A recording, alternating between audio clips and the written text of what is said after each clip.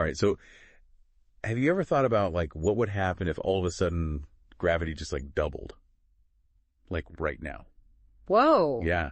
It's kind of a crazy thought, right? Yeah. Well, today we're going to be doing a deep dive into a paper called Are We Ready for Jumps in Gravity? It's by this guy, Dr. Lev Neimotin. Okay. And he basically sets up this thought experiment where you're just like holding your finger out steady and then boom, gravity doubles. Interesting. Yeah. And you know what's even cooler? He actually ran this whole scenario by an AI ChatGPT. Really? Yeah, like using real scientific data. Wow. So Dr. Neimotin, he kind of describes how his finger would like initially shake for a few seconds and then it would like steady again. Uh-huh. And the guy's like, yeah, that totally makes sense based on like how our brains and muscles work together. So it's not magic, it's like actual science. It's science. Yeah. But okay, so like when gravity doubles, it's basically like messing with all the forces acting on your finger, right? Right. It's like your muscles are used to a certain load and then all of a sudden it's like, bam, doubled. Oh, I see. So that initial shaking, that's like your muscles trying to figure out like, whoa, what just happened? You know, they're struggling to compensate. Okay, that makes sense. But wait, how does our body even know that gravity has changed? Like, is there like a gravity sensor in our brains or something? Not exactly a gravity sensor, but we do have these things called proprioceptors. Proprio what? Proprioceptors. Mhm. They're like these sensors and they're located in our muscles and joints. Okay. And they're constantly sending info to our brain about like where our body is in space. So they're like always working, Yeah. even when we don't even realize it. Exactly. They're pretty awesome. That's wild. And super sensitive too. So they'd immediately detect that gravity shift, that increased load on the finger, and send a signal straight to the central nervous system. Okay, so the central nervous system is like what? Our brain and spinal cord. Yeah, you got it. It's like the command center for the body. Got it. So our brain gets the message like, hey, gravity just doubled. We need to like adjust. Right. What happens next? So the brain kicks into gear. It's like a super fast control center. Okay, the motor cortex and the cerebellum, these parts of the brain, they start working together. They analyze the signals from those proprioceptors we talked about. Right. And then they fine-tune muscle activation. So it's like a constant adjustment, like a thermostat trying to keep a room at a specific temperature. Yeah, exactly. Okay. I'm starting to see how this all works, but I'm still kind of stuck on the shaky finger thing. Is that like a glitch? Like, is my brain freaking out? No, not a glitch at all. It's totally normal. Really? Yeah, that shaking is actually part of the recalibration process. It's like your muscles are playing tug of war, you know, overshooting and undershooting as your brain figures out how much force is needed to keep your fingers steady. So like my muscles are learning how to deal with this whole new reality. Exactly. Wow. And how long does this whole process take? From shaky finger to steady finger?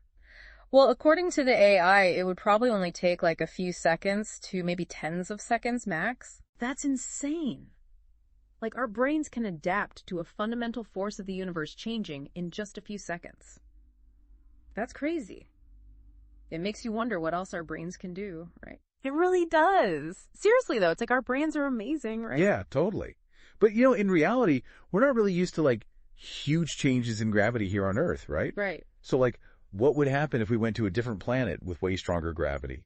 Would we just like collapse? Well, think about astronauts. Oh yeah. When they go to space, they experience like microgravity. It's basically zero gravity. Right. And then when they come back to Earth, it's hard for them to adjust. Oh really? Yeah, they can feel weak and dizzy. Uh-huh. And they might even have trouble walking or like coordinating their movements. Wow, so it's like a real life gravity jump. Yeah. Just like the thought experiment. Exactly. It takes time for their bodies and brains to like recalibrate. It's crazy to think how much work our bodies are doing all the time just to keep us upright and moving around. It really is. But you know, the AI also mentioned something else that would happen if gravity doubled. Yeah. Muscle fatigue. Right. I'm sure I get that part. Like, what does muscle fatigue have to do with gravity? Okay, so imagine you're holding something heavy, like a big bag of groceries, Okay. and you hold it for a long time. What happens? My arms get tired. Exactly. Your muscles start to fatigue. And they might even start shaking a little. Right. Now imagine that feeling, but way worse because gravity is twice as strong. Oh, wow. Your muscles would have to work so much harder just to hold things up. And they'd get tired way faster. Yeah.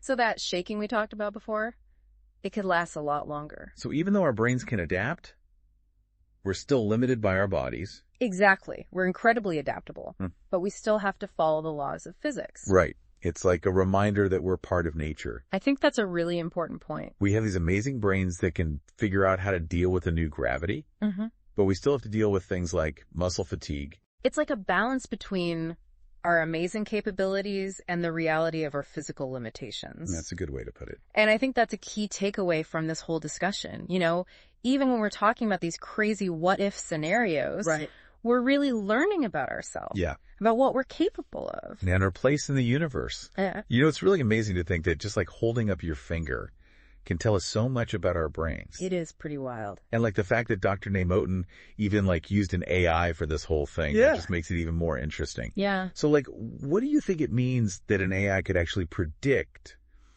how our bodies would react to like a sudden gravity change?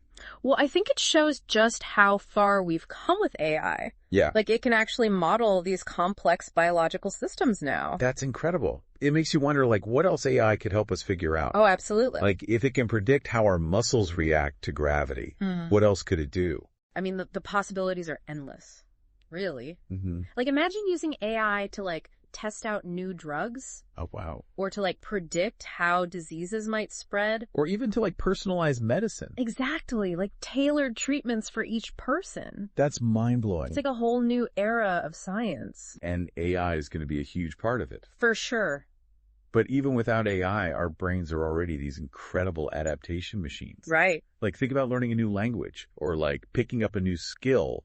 That's adaptation, too. Total. It's all about neuroplasticity, right? Exactly. The brain's ability to, like, change and rewire itself based on new experiences. So, like, if our brains can handle a change in gravity, right, which thankfully isn't something we really have to worry about, just imagine what else they can adapt to.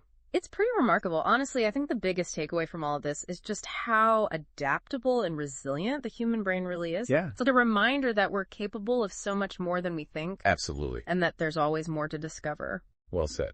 So we started with this simple question. Like, what happens if gravity doubles? Yeah. And we ended up talking about everything from, like, proprioceptors to astronauts to the future of AI. It's been a wild ride. It really has. It just goes to show you that sometimes the most fascinating journeys start with like one little question. That's so true. So to everyone listening, keep asking questions, keep exploring, and keep pushing the boundaries of what you think is possible. Couldn't have said it better myself. Thanks for joining us for this deep dive, and until next time, keep those brains buzzing.